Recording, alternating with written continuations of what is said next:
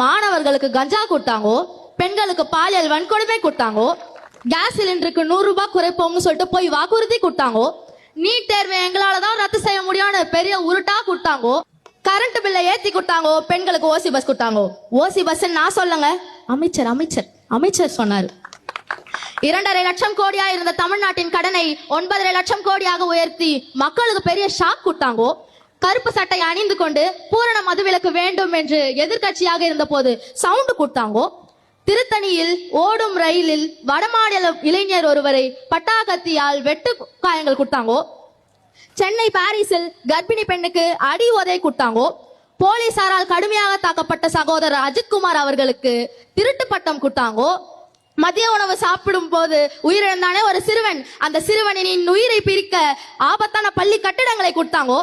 இதெல்லாம் பத்தாதுன்னு தமிழக பெண்களை அசிங்கமா கேட்கறதுக்கு சிவாஜி கிருஷ்ணமூர்த்தி ஐயாவை கொடுத்தாங்கோ. கடைசியில ஓட்டு போட்ட ஒட்டுமொத்த தமிழக மக்களுக்கும் பெரிய குண்டால அல்வா கொடுத்தாங்கோ.